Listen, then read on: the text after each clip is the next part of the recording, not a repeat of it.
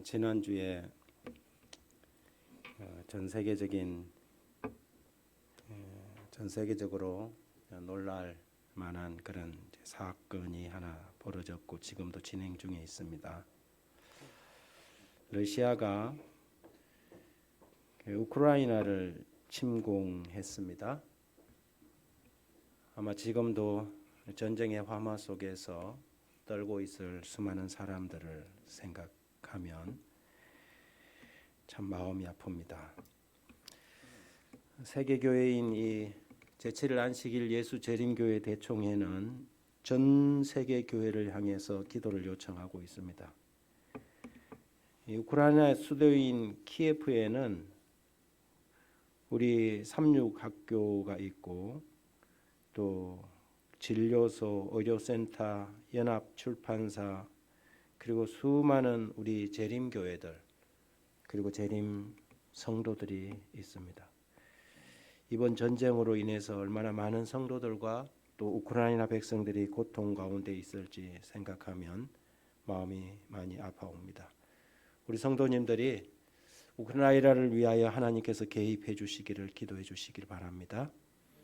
하나님께서 이 일에 강대국이 약소국을 침략하는 이런 일에 하나님께서 방관치 않도록 아니 방관하실 수 없는 하나님께서 개입하시도록 기도하고 요청하고 간구하기를 간절히 기도합니다. 오늘은 누가복음 8장 26절에서 39절 본문으로 우리의 영혼을 짓누르는 사단의 권세에서 독립을 선언하라라는 주제를 가지고 말씀을 나누고자 합니다. 김인현 3월 1일 정오 터지자 민물 같은 대한독립 만세. 종살이를 하는 것, 노예살이를 하는 것 참 힘듭니다. 우리 민족은 종살이의 고됨과 괴로움을 너무 잘 아는 민족입니다. 그래서 1919년 3월 1일 정오를 기점으로 전국에서 독립만세운동을 벌였습니다. 벌써 103년이 지난 그때였습니다. 손에 태극기를 들고 농민, 어민, 지식인, 무식인 가릴 것 없이 신장로로 달려나가 일제의 총칼 앞에 장렬하게 쓰러지면서 만세운동을 펼쳤습니다. 자유 없이는 못 살겠다는 몸부림이었습니다. 그래서 독립을 요구했고 그래서 독립만세, 대한독립만세를 외쳤습니다. 사람이 있어온 이후로 사람이 살아가는 곳에는 어느 곳이나 속박이 있는 곳에는 자유를 향한 부르짖음과 외침이 있었습니다. 애굽에 있는 이스라엘 백성들도 자유에 대한 탄식으로 하나님을 향하여 하늘을 향하여 소리쳤습니다. 그래서 출애굽기 3장 7절에 보면 여호와께서 내가 애굽에 있는 내 백성의 고통을 정령히 보고 그들의 부르짖음을 들었다. 그렇게 기록합니다. 어디든지 자유에 대한 갈망이 있습니다. 자유는 하나님이 사람에게 주신 가장 소중한 기본적인 권리요 고귀한 선물이기 때문입니다. 이 자유가 유린당하고 속박당할 때 인간은 죽고 싶은 것입니다. 살맛을 잃어버립니다. 하나님께서도 인간의 이런 자유의지를 존중하십니다. 심지어 인간이 범죄하는 그 순간에도 하나님께서는 그 자유를 꺾지 않았습니다. 왜냐하면 자유가 상실된 가운데 행해지는 어떤 순종도 의미가 없기 때문에 그렇습니다.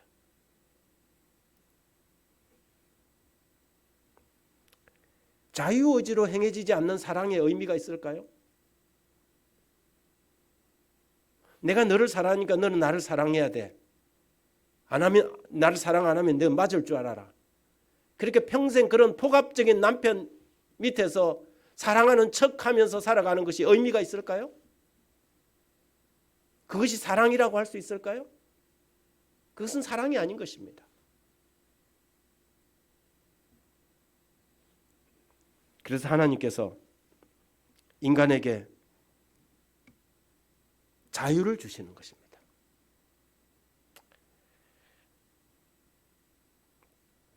어떤 분이 일전에 이런 시간에 전화가 왔습니다. 목사님, 자기가 성경을 아무리 읽어도 정말 이해가 되지 않는 부분이 한 가지가 있습니다. 그래. 그게 뭡니까? 왜 하나님께서는 뱀이 하와를 유혹할 때 그 뱀을 심판하지 않았습니까? 왜 아담과 하와가 선악과를 따먹을 때 왜 그때 즉시 심판을 하지 않고 왜 이렇게 고통이 길어지게 하고 있습니까? 꽤 긴 이야기를 나눴습니다. 많은 사람들이 그런 의문을 가지고 있지요. 사실은 거기에는 인간의 자유의지라는 자유선택의 의지라는 부분이 연관되어 있는 질문입니다. 굉장히 중요한 질문입니다. 그런데 그냥 단순히 성경을 부분으로 보면 이해하기 정말 힘든 부분입니다. 이거는 대쟁투적 사관을 가지고 넓은 관점에서 봐야만 그것이 이해가 됩니다. 오늘 하나님께서 내 죄를 용서해 주시고 나 구원받고 너 구원받고 단순히 이런 얄팍한 지식을 가지고는 이해될 수 없는 부분이죠. 왜 하나님께서 이 긴 세월 동안 선과 악의 대쟁투에서 악을 척결하지 않고 이렇게 오래가게 하고 계시는지 그 이유를 우리는 깊이 이해할 필요가 있는 것이지요. 거기에는 인간의 자유의지에 대한 문제가 결부되어 있습니다. 그래서 교리 중에 가장 잘못된 가르침과 잘못된 교리가 인간의 자유의지를 무시하고 하나님께서 주권적으로 개인의 멸망과 구원을 하나님이 선택하고 하나님이 결정해 버린다는 예정설입니다. 아주 잘못된 교리죠. 그런데 얼마나 많은 사람들이 이런 교리를 그대로 받아들이고 믿고 살아가는지 모릅니다.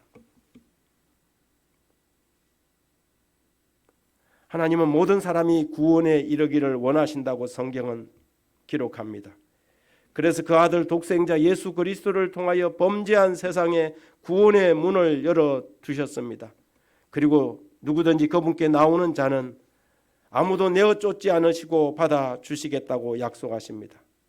하나님은 그분의 사랑으로 구원을 받도록 강권하시지만 그 누구도 강압하지는 않습니다. 모든 사람에게 주신 자유의 의지의 선택인 것이지요. 강압은 자유를 유린하는 것입니다. 그렇기 때문에 이것은 하나님의 뜻이 아닌 것이지요. 자유는 숭고하고 존엄한 것입니다.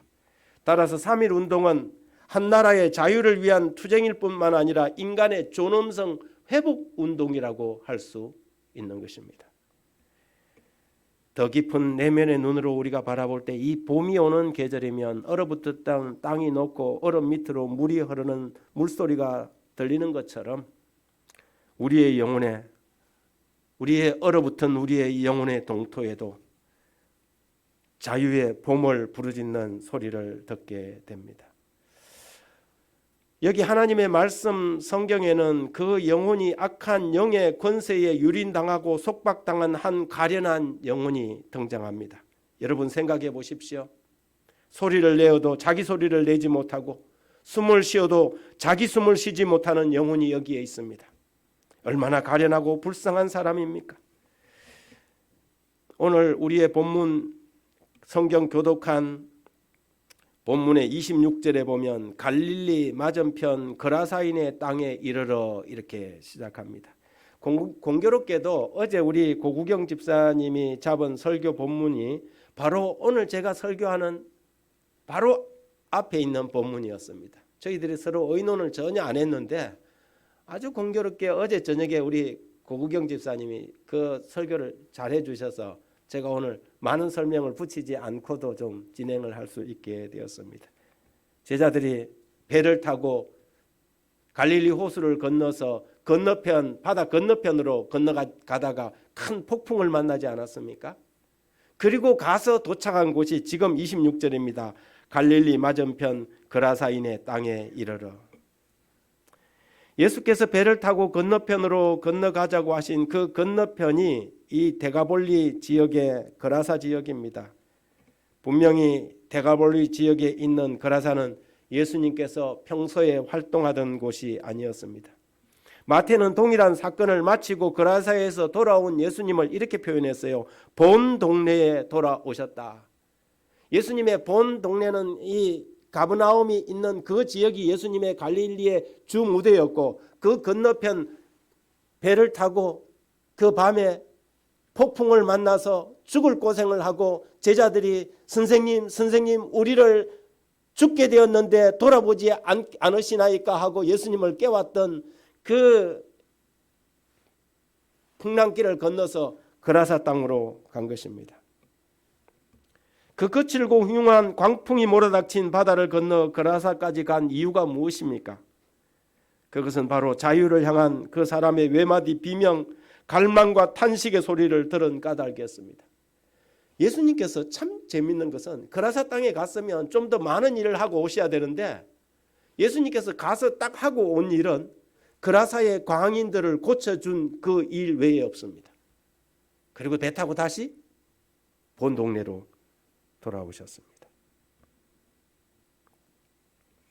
전날 밤 제자들은 호수에서 폭풍을 만나 죽을 고생을 하지 않았습니까? 그런데 정작 그곳에서 주님이 하신 일이란 그 광인, 귀신 들린 사람을 고치고 돌아온 것입니다. 그렇습니다. 그 일이 주님이 하시는 일이었습니다. 주님이 이 땅에 오신 이유도 거기에 있었습니다. 주님은 누가복음에서 그분의 사명을 이렇게 진술합니다. 주의 성령이 내게 임하셨으니 이는 가난한 자에게 복음을 전하게 하시려고 내게 기름을 부으시고 나를 보내사 포로된 자에게 자유를, 눈먼 자에게 다시 보게 함을 전파하며 눌린 자를 자유케 하고라고 선언했습니다. 포로되고 눌린 자들에게 자유를 주시는 분이 그분의 사명입니다.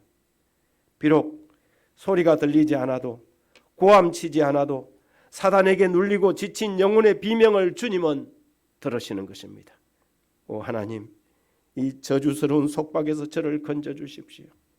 얼마나 자주자주 그 귀신 들린 영혼은 속으로 소리쳤겠습니까? 주님은 이 은밀하고 세미한 소리를 들으십니다. 아무리 그 소리가 작고 미세하여도 자유를 구하는 소리를 주님은 천둥 소리보다 더 크게 들으십니다. 그리고 그 영혼 한 사람을 위하여 험한 바다를 헤치고 거친 파도를 잠재우시고 거침없이 찾아가시는 분이 우리 주님이십니다. 오늘 이 안식일도 포로된 자에게 자유를 선언하기 위해, 병든 자들을 치유하기 위해, 불안과 염려로 근심하는 자들을 건져주시기 위해 오늘도 우리를 찾아오시는 예수 그리스도를 만나게 되길 간절히 바랍니다. 28절에 보니 예수를 보고 부르짖으며 그 앞에 엎드려 큰 소리로 불러 가로되 지극히 높으신 하나님의 아들 예수여, 나와 당신과 무슨 상관이 있나이까? 당신께 구하노니 나를 괴롭게 하지 마옵소서. 여기 시대의 소망에 이렇게 적고 있습니다. 예수께서 권위를 가지시고 더러운 영들에게 그들에게서 나오라고 명령하셨다. 예수의 말씀은 그 불행한 사람들의 어두운 마음을 뚫고 들어갔다. 그들은 그들을 괴롭히는 사귀들에게서 그들을 구원할 수 있는 분이 가까이 계시다는 것을 어렴풋이 깨달았다. 그들은 구주께 경배하기 위해 그의 발 앞에 엎드렸다. 그러나 그들이 구주의 긍휼하심을 간구하려고 입을 열었을 때 사귀가 그들을 통하여 격렬하게 부르짖었다. 지극히 높으신 하나님의 아들 예수여, 나와 당신과 무슨 상관이 있나이까? 당신께 구하노니 나를 괴롭게 마옵소서라고 말하였다. 악한 영은 그 귀신 들린 영혼의 몸을 점령하고 오히려 그 절규를 병개시켰습니다. 주 예수여, 나와 당신이 무슨 상관이 있나이까? 이것은 누구의 목소리입니까? 귀신 들린 그 사람의 그 영혼의 목소리가 아닌 것입니다. 예수여, 나를 좀 도와주소서, 아마 그렇게 외쳤을 것입니다. 그런데 그 소리를 변경시켜서 나와 당신이 무슨 상관이 있나이까? 이렇게 외쳤습니다. 여러분, 가끔 가다가 사람들이 나와 예수와 아무 상관이 없다고 외치는 사람들을 만납니다. 하나님을 저주하고 원망하고 떠나가는 사람을 만납니다. 그럴 때 저 인간이 왜 저런 짓을 하지? 이렇게 보지 마십시오. 저 속에 있는 악한 영혼이 저 사람의 말을 이끌어내고 있구나. 그렇게 보시면 맞습니다.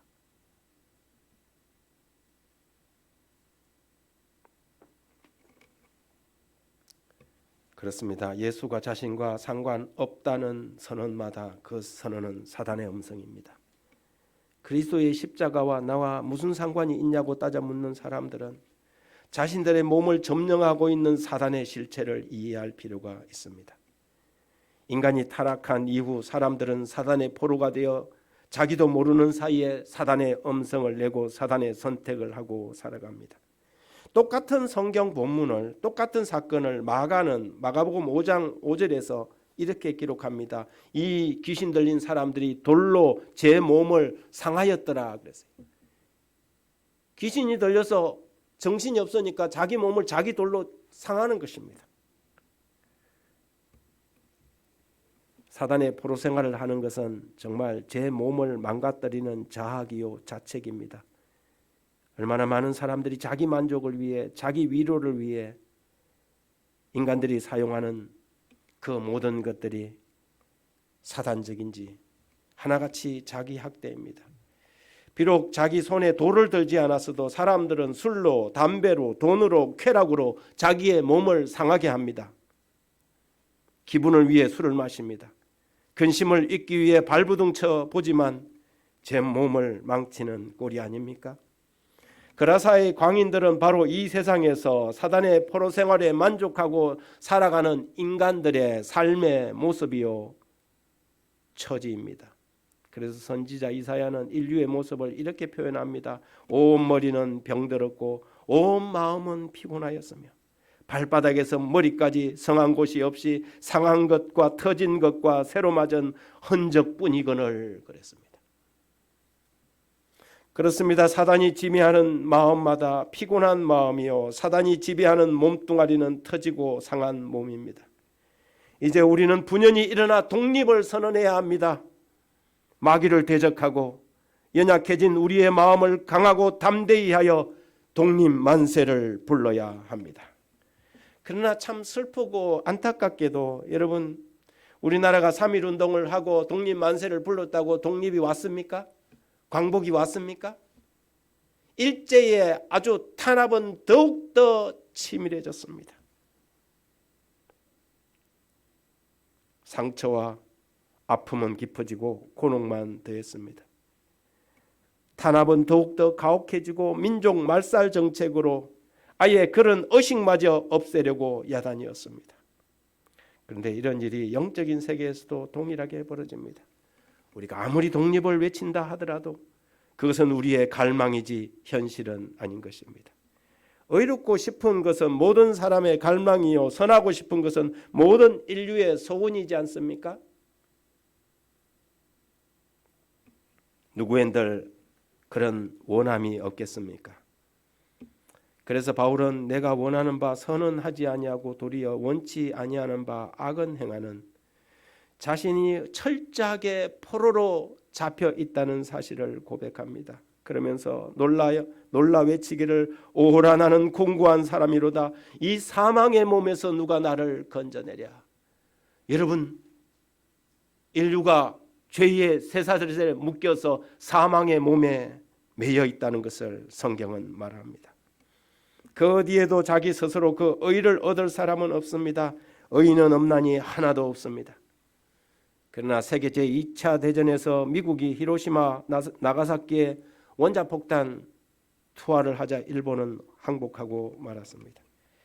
자국민들의 간절한 염원과 외부의 지원이 조국의 독립을 가져왔습니다. 영혼의 속박도 마찬가지입니다.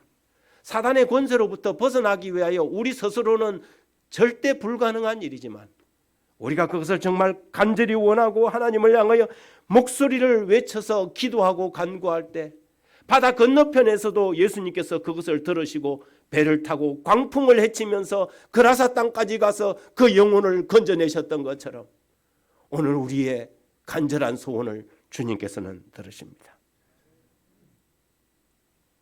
우리 주 예수 그리스도로 말미암아 하나님께 감사하리로다. 바울은 선언합니다. 우리도 바울의 선언으로 독립을 선언하는 주님의 해방된 백성들이 되길 간절히 바랍니다.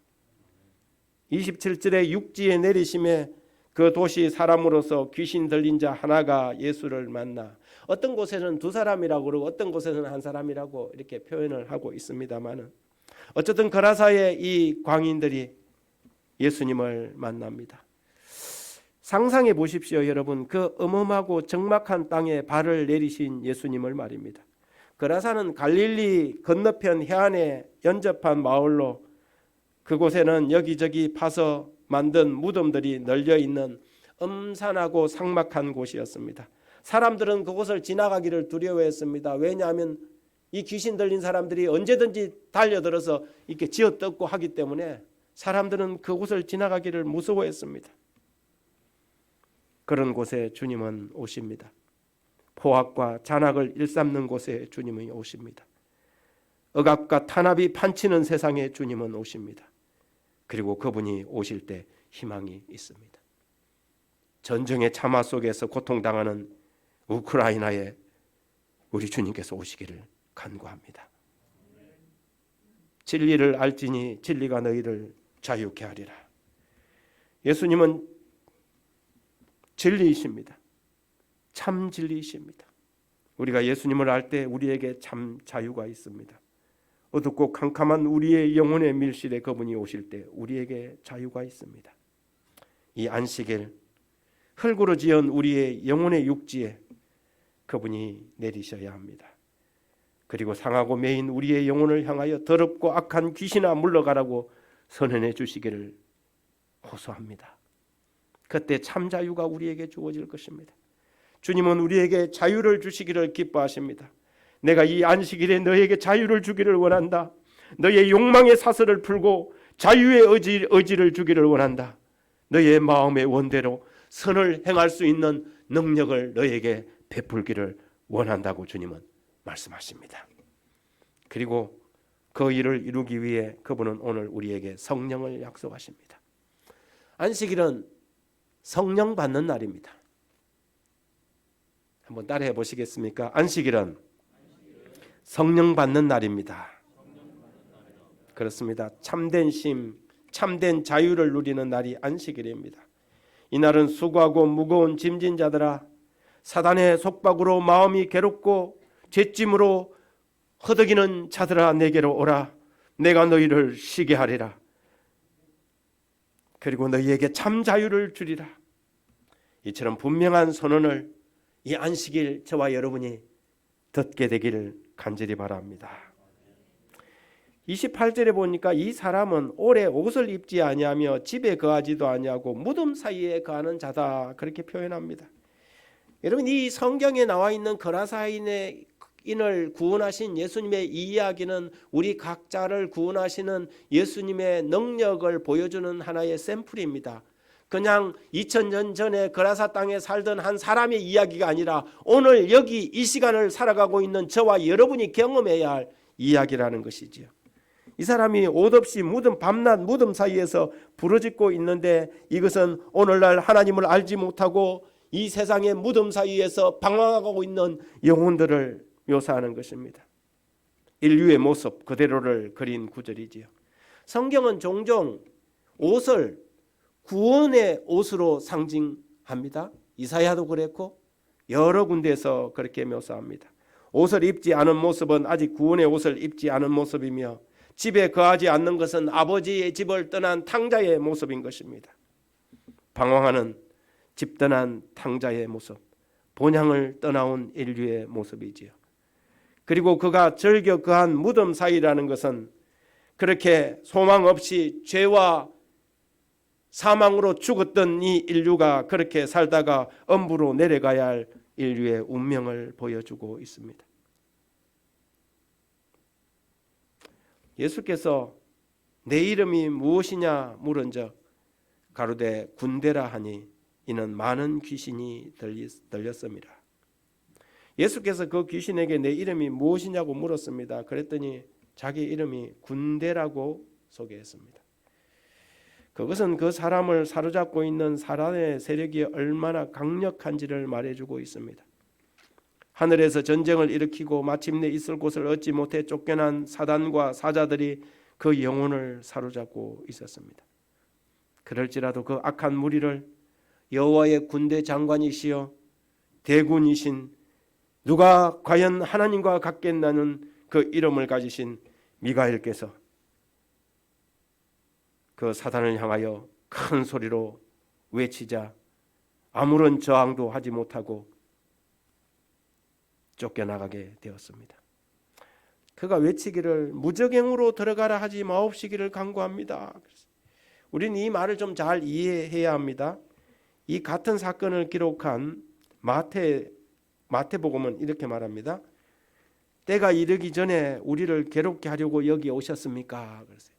그 무적행으로 내려간다는 그 때가 언제냐면 예수 그리스도께서 이 땅에 오실 때인데 아직 때도 안 됐는데 우리를 괴롭혀하고 무적행으로 보내지 마십시오. 그렇게 이야기를 하는 것이죠. 지옥이라는 다른 곳이 따로 있다는 의미가 아닙니다. 계시록 20장 1절에 사단이 무적행에 결박될 것을 우리는 보지 않습니까? 아직 그때가 아닌데 우리를 괴롭히지 말라는 사단의 요청입니다.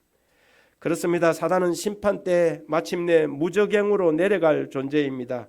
그는 사망과 음부의 열쇠를 가지고 계신 주님 앞에서 아무것도 할 수 없는 무력한 존재였습니다. 주님의 허락이 없으면 그는 아무것도 할 수 없습니다. 그래서 자기를 돼지떼에게 들어가게 해달라고 요청했습니다. 왜 주님은 그 많은 돼지떼에 이 귀신들을 들어가게 했을까요? 저는 성경을 읽을 때마다 그런 의문들을 가끔 던져봅니다. 돼지의 생명도 귀하지 않습니까? 2,000마리나 말입니다.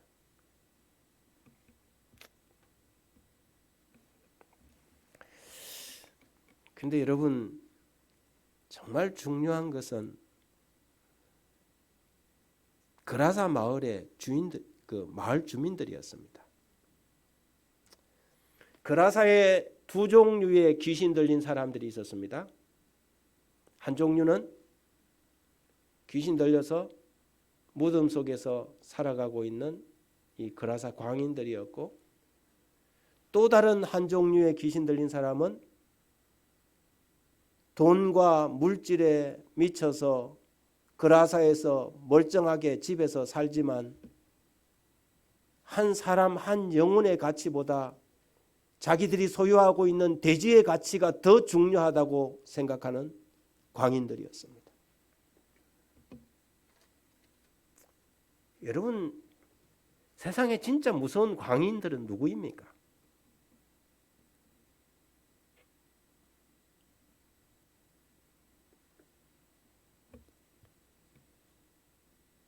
집에도 가지 못하고 벗은 채로 그 밤낮 추위에서 떨고 있으면서 귀신 들려서 거기에서 살아가는 이 영혼들의 가치는 안중에도 없던 사람들이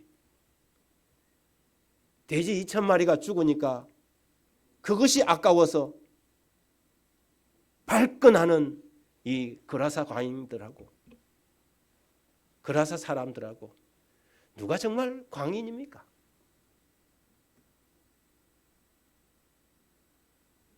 예수님께서 구원하고자 했던 것은 이 두 사람의 영혼뿐만 아니라 진짜 돈밖에 모르고 그것을 위해서는 사람을 죽이는 것까지도 아랑곳하지 않는 그 그라사 마을에 살아가는 그 주민들을 주님은 진짜 구원하기를 원했습니다.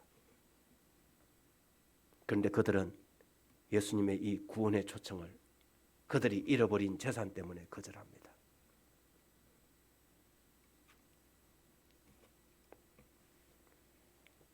본문에서 가장 슬픈 기록입니다. 영혼의 속박을 깨치시고 구원하시는 주님을 자신들의 마을에 모시고 구원을 받아도 부족할 판인데 예수님을 떠나가 주시기를 요청합니다. 왜요? 손해가 더 있을까 싶어서. 이분 우리 동네에 있다가는 우리가 재산이 다 날아가겠다. 여러분, 세상은 미쳤습니다. 자기 지역에 장애인 시설 좀 들어오면 현수막 걸고 북치고 장구치고 데모하고 야단 법석을 떠는 이 세상이 미치지 않았습니까? 미쳤지요. 자기 집값 떨어진다면 무슨 짓이든 하는 이 세상이 미치지 않았습니까? 도대체 누가 광인이라는 말입니까? 그런데 예수님은 그들도 구원하기를 원했습니다. 예수님께서 오늘날 구원해야 할 사람이 얼마나 많습니까? 우리 자신을 돌아봅니다. 우리가 죄의 속박에 어쩌면 이 세상의 세상적 논리와 세상적인 이 욕심의 속박에 매여서 살아가는 그런 사람들은 아닌지 우리 자신을 한번 돌아보게 됩니다.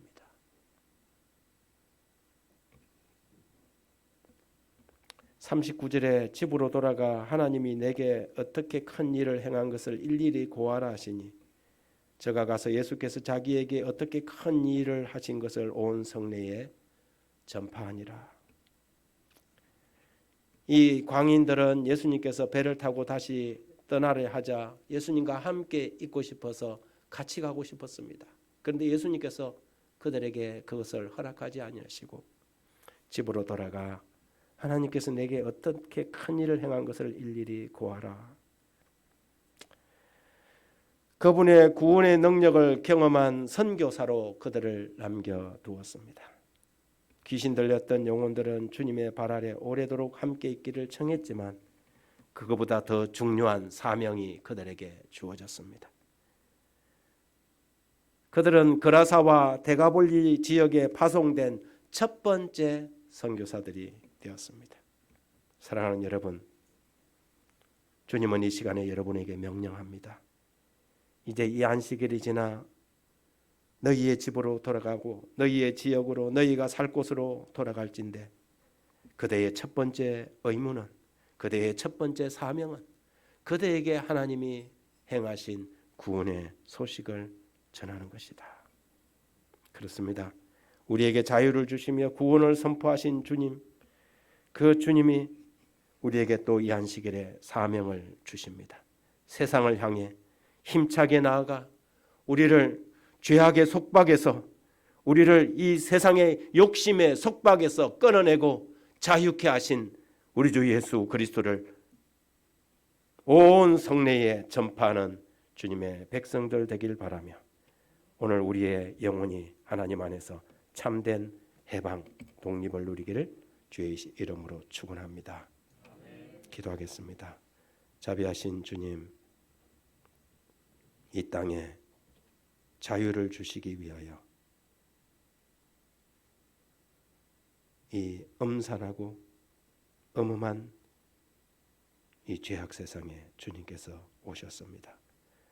그리고 기꺼이 주님의 목숨을 나누어 주심으로 우리에게 죄의 사슬을 끊어내시고 자유를 선언해 주시니 감사합니다. 주님, 우리가 우리의 욕심으로 인하여 죄악의 사슬에 욕심이 잉태하여 마침내 사망을 낳는 그런 사슬에 매이지 않도록 이 안식일 다시 한번 주님을 바라보고 붙잡습니다. 주님, 참된 자유, 진리를 통하여 얻는 자유, 예수 그리스도가 주는 자유를 저희들이 경험하도록 도와주옵소서. 전쟁의 고통과 쓰라림을 경험하고 있는 우리 우크라이나에 있는 그 백성들과 특별히 하나님의 교회에 함께하여 주시옵소서. 속히 이 전쟁이 끝나고 다시 그들의 일상으로 돌아가 우리에게 주어진 이 복음 사명을 다할 수 있는 교회가 되도록 하나님 개입하여 주시옵소서. 예수 그리스도의 이름으로 기도드립니다.